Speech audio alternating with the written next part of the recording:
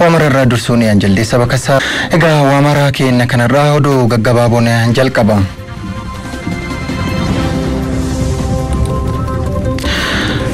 Abbaa gadaa gujii ta'uuni baalli kan fudhatanii abbaa gadaa jaarsoo dhugoo sirni gadaa jabaatee akka itti fufuu fi waan irraa eegamu cufayyuu nan gumaachaa jiran sirni gadaa cimee akka itti fufuu fi arda jilaa hundarra deemuuni waan sirni gadaa isaarraa ajaju hunda raawwachuun ga'ee isaa kan baatan ta'uu himanii jiru barri gadaa roobalee bara nagaa misoomaa fi roobatii jiran anillee akka abbaa gadaatti nagaa fi tasgabbii biyya keessatti cimee nagaa fi tasgabbiin biyya keessatti cimee akka itti fufuu fi nan hojjedha jiranii jiru abbaa gadaa bulchaa hunda waan ta'eefi ummata hunda ila tokkoon ilaaluun bulchaa jedhanii jiru. Sirni gadaa sirnaan beekamee akka cimuu fi mootummaan xiyyeeffannaan hojjetaa jiran pirezidaantiin mootummaa naannoo Oromiyaa Obbo Shimallis Abdiisaa sirni gadaa Oromoo sirnaan beekamee akka cimuu fi barnoota sirna barnoota keessa galchuu fi akkasumas ardaalee jila misoomsuun akka dagaaguu fi xiyyeeffannaan hojjetamaa jiran pirezidaant Shimallis sirni walharkaa fuudhinsi baalli gadaa gujii kaleessa ardaa jilaamee bokkootti raawwatamee jira sirna kanarratti pirezidaant Shimallis dabalatee afyaa'inni caaffee Oromiyaa Aadde Saadaa Abdurrahmaan itti gaafatamaa waajjira paartii badhaadhina damee Oromiyaa Abba Fiqaaduu Tasammaa hooggantoonni olaanoonni biroo akkasumas keessummoonni garaagaraa argamanii jiru gadaan harmuufaa gadaa roobalee fi aangoo gadaa karaa jaalalaa fi gammachuun dabarsee jira sirnichi irratti pirezidaantiin mootummaa naannoo Oromiyaa Obbo Shimallis Abdiisaa abbootiin gadaa baalli keessanii dabarsitanii kennitanii baga gammaddan jechuun warri gadaa roobalee aangoo fudhatanillee baga gammaddanii jiran gadaan Oromoo sirna barnoota keessa galee rakkoo hawaas dinagdee akka hiikuu fi mootummaa naannoo Oromiyaa hojjechaa jiran arda jilaallee bakka turistoonni daawwatanii fi bakka qorannoo fi qo'annoo akka ta'uu fi jiddugalii aadaa irratti ijaaramu ni hojjetamaa jiran pirezidaant Shimallis. Gadaani sirna dimokiraasiiti sirni dimokiraatawaa kuni qaroomina uummata keenya addunyaa fi kan mirkaneessee fi bu'uura dimokiraasii ammayyaati jedhanaaf yaa'in caaffee Oromiyaa Aadde Saadaa Abdurrahmaan ergaa karaa miidiyaa hawaasaa isaan dabarsaniin guyyaa seena qabeessa arda jilamee bokkootti argame sirna walharkaa fuudhinsa baalli gadaa gujii irratti hirmaadhee jiran uummanni keenya akkasumallee sabaa fi sablammoonni jila kanarratti hirmaatan hundinuu baga guyyaa kabajamaa fi eebbifamaa kana isin ga'e jechuun dabarsanii jiru ergaa sirni gadaa Oromoo aangoon kana uummata ta'uu kan mirkaneessuu itti daruun Aadde Saadaan mirga ofii fi ofiin bulchuu kan aangeessu sirna warlordoffii to'achuu bu'uura uummata qabu kan diriirsuu jiran hariiroon tokkummaa fi walqixxummaa uummattoota obbolummaa dhugaa irratti kan hundaa'e ta'uu mirkaneessaa jechuun dubbatanii jiru.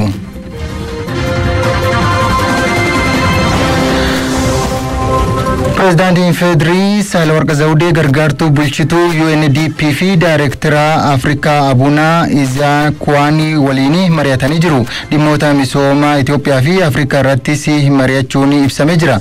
Dhaabbata mootummoota gamtoomanitti sagantaan misooma hojiilee Itoophiyaan hojjetaa jirtu Pirezidaant Saalawarq Zawudee galateeffachuu waajjira pirezidaantii irraa odeeffannee jirra. Fooramiin magaalota Itoophiyaa sagleessonii magaala Walaayittaa Sooddootti gaggeeffamaa jira. Fooramichi mata duree magaalota Itoophiyaa badhaate jedhuun kan gaggeeffamaa jiru ta'uun ibsamee jira. Fooramichi irratti muuxannoo wal jijjiirraa magaalota agarsiifni fi egzibishiniin garaagaraa gaggeeffamaa jira. Magaalonni 150 olii fi dhaabbileen garaagaraa 20 olii fooramichi irratti hirmaatanii jiru. Magaalota sadarkaa 1 haga 3 beekamtii fi badhaasnillee ni kennamaa fi jedhamee eegama.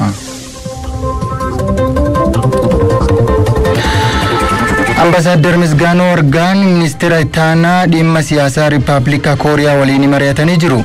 Deetaa ministeera dhimma alaa Ambassador Misgaanoo Argaan ministeera ittaanaa dhimma siyaasaa Riippaabilika Kooriyaa Chungi Biyungoon waliin mari'atanii jiru. Marii isaaniillee walgahii Kooriyaa Afrikaa ji'a waxabajjii dhufu ta'amu tumsa dinagdee hariiroo daldala fi uummata cimsuu irratti kan dubbatan ta'uun ministeera dhimma alaarraa odeeffanne. Abbootii gadaa hawwan siiqqee fi abbootii amantaa dabalatee kutaalee hawaasa naannoo Oromiyaa godinaalee adda addaa irraa dhufanii yaadannoo injifannoo Adwaa daawwatanii jiru.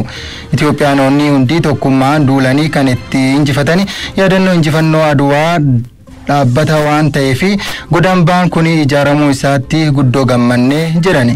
Odeeffannoo bakka irraa dhaga'anii caalaa waan daawwatanii gammadu hojiin hojjetame boonsa fi hambaa dhaabbata dhaloota fi darbu ta'uusaa hubachuu odeeffannoon waajjira kantiibaarraa baay'ee kan mul'isu.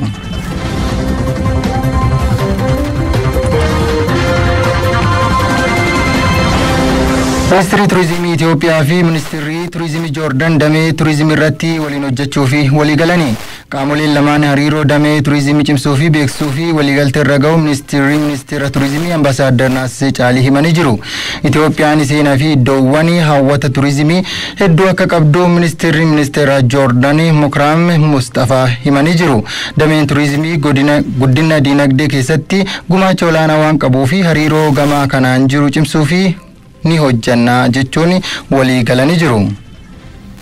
Itoophiyaa fi Keeniyaan damee siyaasaa fi nageenya dabalatee damee garaagaraa waloon hojjechuu waliigaltee mallatteessanii jiru. Waliigalticha Ministeera Dhimma Alaa Ambaasaadder Taayyee Asqasillaasee fi Ministeera Dhimma Alaa fi barreessaa olaanaa dhimma diyaaspooraa Keeniyaa Musaaliyaa Mudadaavii waliin mallatteessanii jiru. Waliigaltichi damee siyaasaa, nageenya, turizimii, aadaa fi qonnaa akkasumas oomisha qurxummii, eegumsa bineensota, tajaajila paablikii fi ijaarsa dandeettii irratti waloon hojjechuu kan dandeessus ta'uun ibsamee jira. Waliigaltichi hariiroo seenaa fi aadaan biyyoota lameenii caalmatti kan cimsu ta'uunis himamee jira. Tajaajiloota Itoophiyaa gabaase.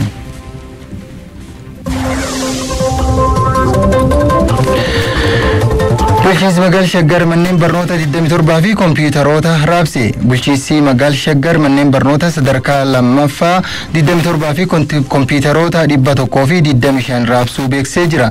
Deeggarsi godhame kun hanqina galteewwanii kan hir'isuu fi manneen kitaabaa dijitaalessuu fi qooda olaanaa qabaachuu itti gaafatama waajjira barnoota bulchiinsa magaalichaa Aabbe Firakiyyaa Kaasuttuu dubbate. Kompiitaroonni galteewwan hunda guutatanii birrii miliyoona 11 bituun raabsamuun himamee jira.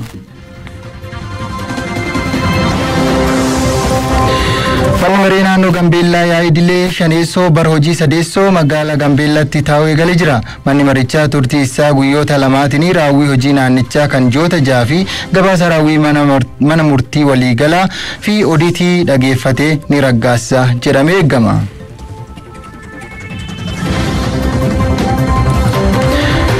Shakkamtoonni maallaqa karaa seeraan alaa sharafanii fi kuusaan to'atamuun dhaga'amee jira. Shakkamtoonni maallaqa karaa seeraan alaa sharafanii fi kuusaa 23 to'atamuu poolisii magaalaa Finfinnee beeksise. Namoonni kunneen magaalaa Finfinnee kutaa magaalaa Qirqoosii aanaa 7 naannoo hospitaala Gaandii fi aanaa 2 naannoo Shawaa Daabbootti birrii miliyoona 3 olii fi maallaqoota biyyoota garaagaraa waliin to'atamuun ibsamee jira. Maddeen alaa irraa gamtaan Awurooppaa qoqqobbii marsaa 13 fi Raashiyaa irraa kaa'ee raggaasisee jira. Ambaasaaddaroonni Awurooppaa tarkaanfii Raashiyaa Yuukireen irratti fudhataa jirtu irratti kaa'uun qoqqobbii marsaa 13 akka kaa'u walii galanii jiru.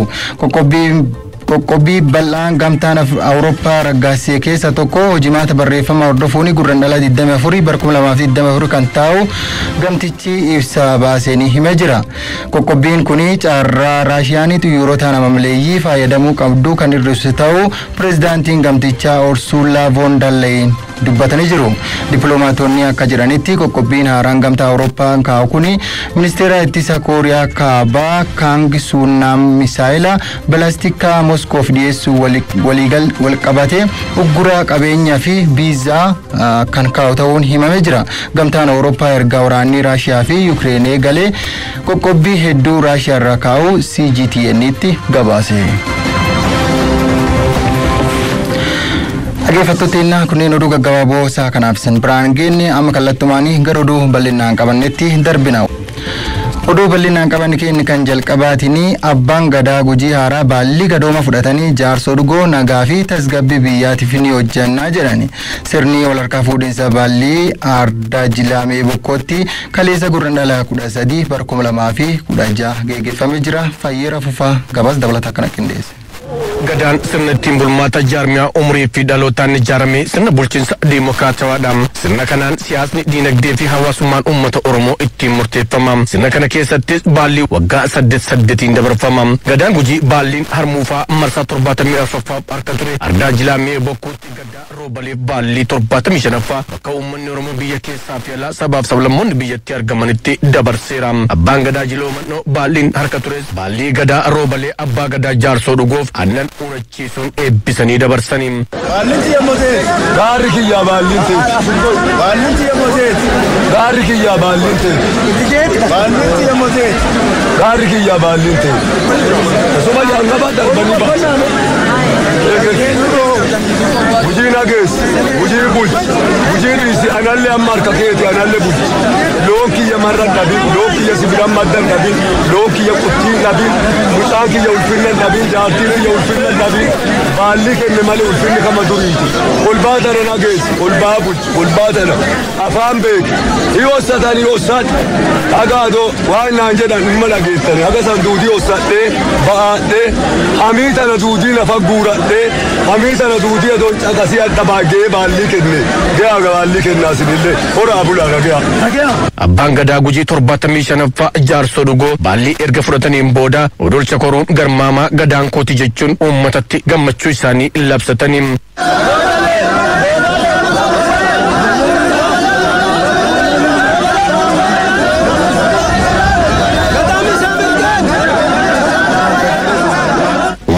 Abbaa Gadaa jaarsoo dhugoon barri gadaa kan kee nagaa quufaa fi gabbin haa ta'u jechuun eebbisa gara qaccee mana keessa jiraatanitti gaggeessan. Abbaan Gadaa Gujii 75ffaa jaarsoo dhugoos erga qaccaa isaanii ga'anii aannan unatanii yaa gadaa isaanii fi Oromoo maras eebbisan.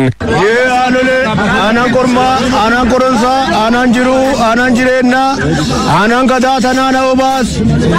Yee waaqa abboo waaqa ayyoo waaqa dhugoo mokkonna hamuna mokkonnaa godaanaa baallee naa dhage yaa ka haadhati yabadhoo naa dhage haa guddootii jibbo naa dhage aanaan kormaa koronsaa hagujii jiruu aanaan nagaa haquufaa yee waaqa gadoomaan nageetti gadaani nagaa gadaan quufaa gadaan misaa gadaan mirgaa amma gadooma yaalchee malee dhagganne amma waan dhaggadheef gammachuun guddaan natti dhaga'ama. Bara gadaa isaaniitti nagaa waraa qabuuf kan hojjetan ta'us dubbatan.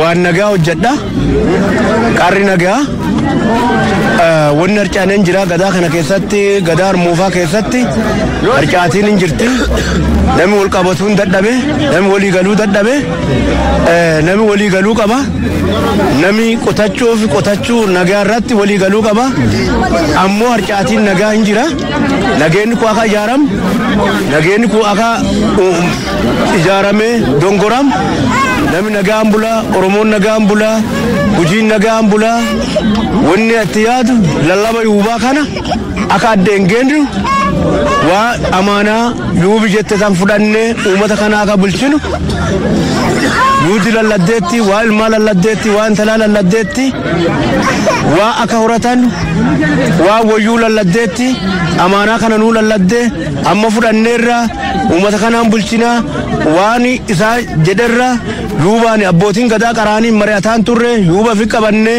waliin mari'ataa ardoolee jilaa qixxeessaa yaaliin yaadi ani gara duraa itti yaadee akka itti yaadaa turetti amma gadoomni nu dhaqqabe yaada kana hin xumuraa hin hojjedhaa waaqayyoo yoo na gargaare jecha amaanaa sani fudhadhee uummata kanaan hin bulchadhee hin yaada.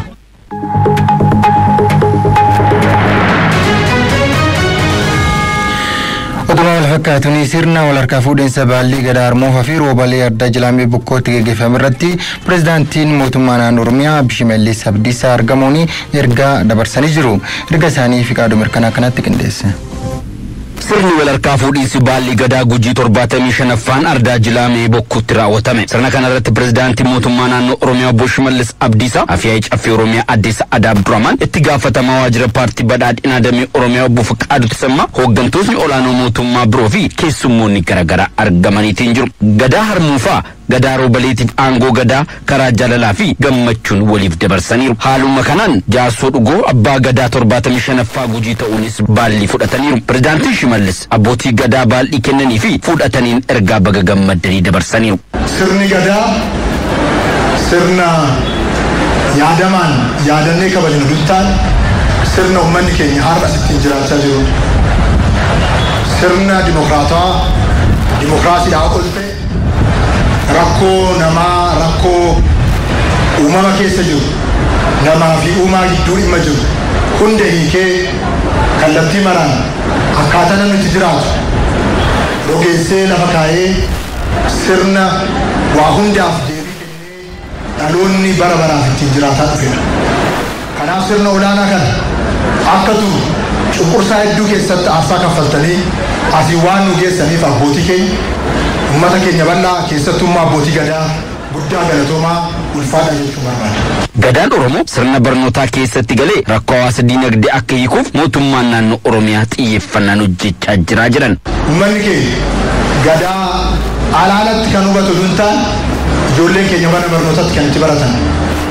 Sirni gadaa sirna barnootaa ta'ee sirni safuu sirna barnootaa ta'ee gadaan immoo kan ittiin jiran kan ittiin hoogganu kan ittiin rakkoo diinagdee keenya rakkoo hawaasummaa keenya rakkoo siyaasaa gama hundaan jiran kan ittiin hiikan kan ittiin badhaannu ta'ee sirnoomee hojimaata qabaatee labsiidhaan utubamee hojiitti hiikamaa jira.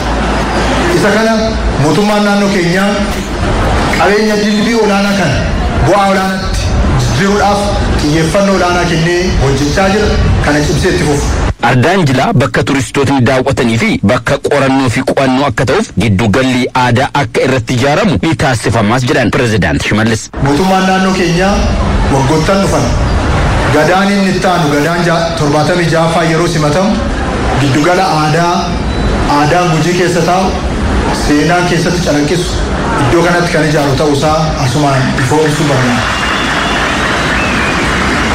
Kan Ardaa Jilaa kana waggaa 8 qofatti dhufnee keessatti eebbifamnu qofa duntaan turistoonni biyya alaatii dhufanii kan itti qubatan kan iddoo qorannoof qo'annoo itti gaggeessan iddoo gadaa keenya sirna keenya duudhaa keenya itti argan akka ta'uuf xiyyeeffannoodhaan mootummaan naannoo keenyaa kan hojjetu ta'a. Bulchaan godina Gujii obbo Nagaash Bullaallaa uummatni Oromoo sirna bulchiinsa dimokiraasii bu'uura ta'e nuun ga'uu isaatiin galata galchaa nutis dhaloota dhufuuf dabarsuuf cichoominaan hojjechuu qabna jedhan. Sirna gadaa keessatti uumaa fi uumamni wal danda'ee madaalawaa karaa ta'e akka jiraatu sirna gadaa keessatti hin jalqabame malee waraabamee waan uumamti. Mallattoon kanaa hawaasa bal'aa uummata Oromootiif uummanni bal'aan godina Gujiillee iddoo amma ta'ee ilaalu kana biddaa bitaa yoo ilaaltan qabeenya uumamaa biyyoo kunuunsee biqiltuu eegee bosona eegee hambaa dhalootaa hadhaan ga'eera. Kanaan gadaan lubbu qabeessa kan bunqanes sirna madaalawaa addunyaatiif uumamaa of keessaa kan qabuu fi uummanni Oromoo hadhaan addunyaa gumaachee nullee dhalootaan ga'ee jira. Sirna kana qabaachuu keenya biyya keessaa alaa kan jirtu hundi Oromoo keenya ittiin boonuu qabnaa. Hariiroo damee turizimii jirjimsuun hambaalee Itoophiyaa beeksisuu keessatti gahee guddaa qabaa jiran ministeera turizimii Ambasaaddar Naasee Caalii Itoophiyaa fi Joordaanii eegumsa hambaalee fi damee turizimii irratti waliin hojjechuu fi walii galanii jiru. Bal'inni isaa kunootii dhageeffadha. Ministeerri turizimii Itoophiyaa fi ministeerri turizimii Joordaan akkaataa hojii turizimii biyyatti babal'isuun waliin hojjechuun danda'amu irratti waliin mari'atanii jiru. Hariiroo damee turizimii jiru cimsuun akkasumallee beeksisuun waliigaltee irra ga'uu ministeera turizimii Ambasaaddar Naasee Caalii himani. Itoophiyaa fi Joordaan seenaa aadaa fi amantaanii kan walitti hidhamanii ta'uu Ambasaaddar Naaseen eeranii jiሩ። ሁለቱ ሀገሮች እንግዲህ በጣም ብዙ በሚያቀራርባቸው ጉዳዮች አሉ። ባህላዊም ታሪካዊም በሃይማኖትም ከወሰድን ኢትዮጵያ fi Joordaan waan walitti fidu hedduutu jira. Waan walitti hidhu kana beeksisuu kana caalaa walitti hidhamiinsa cimsaa deemuuf keessattuu damee turizimii kanaan hojjechuun barbaachisaadha. Kanaaf Joordaan waliin hojjechuuf waliigaltee irra geenye kanaan hojiitti galle taanaan hambaalee Itoophiyaa addunyaatti beeksisuu keessatti qooda guddaa qaba. Itoophiyaan biyya seenaa guddaa qabdu kan iddoowwan hawwata turizimii hedduun keessatti argaman argaman ta'uu kan dubbatan immoo ministeera turizimii Joordaan Makram Mustafaati. Tanaaf damee turizimii irratti waliin hojjechuun carraa guddaa itti daruun hariiroo damee kanaan jirchimsuun guddina diinagdee fi ga'ee guddaa gumaachaallee akeekani. Ethiopia is the cradle of humankind. Ethiopia is the land of culture, the land of history. Itoophiyaan madda dhala namaati. Itoophiyaan madda seenaa, aadaa fi heddumminaati. Biyya waan hedduun ibsinu kanatti damee turizimiin waliin hojjechuuf nu simachuu keessaniif galatoomaa jenna. Dhuguma qaroominni biyyattii addunyaaf galtee guddaa ta'ee darbe. Hariiroo Itoophiyaa fi Joordaan jidduu jiru gama kamiinuu cimsuuf kana caalaa ni hojjenna.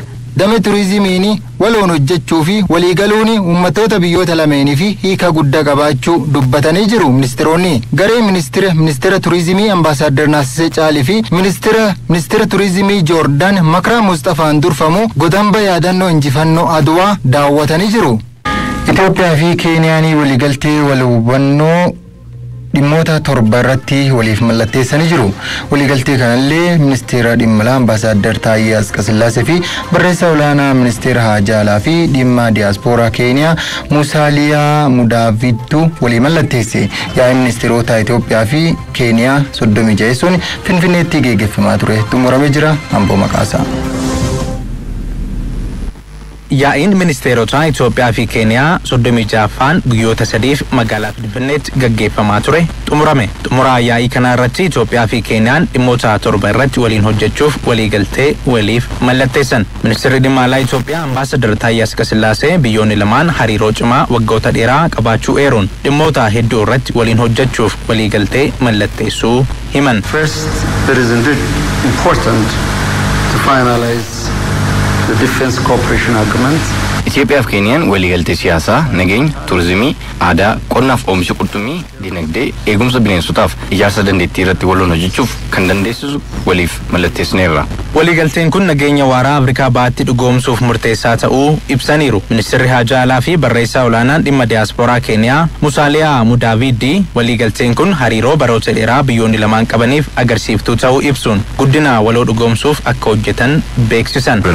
The depth of cooperation in the various areas of national development.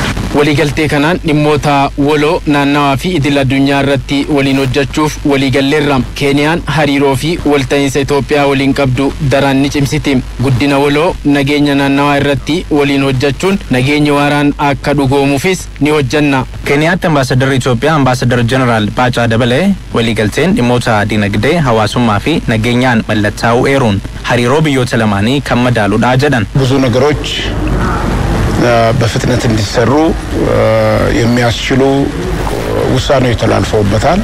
dhimmoonni irratti waliigalame saffisaan gara hojiitti akka hiikamaniif waliigaltee mallattaa'eera. Kunis caalmaatti hariiroo biyyootaa ni cimsa. Yaa'ii 36ffaan kun milkaa'inaan xumurameera. Keessattuu lammiileen Itoophiyaa viizaan ala gara Keeniyaa akka seenan heeyyamameera. Kun ammoo hariiroo addaa fi seena qabeessa biyyoonni lamaan qaban kan madaaludha.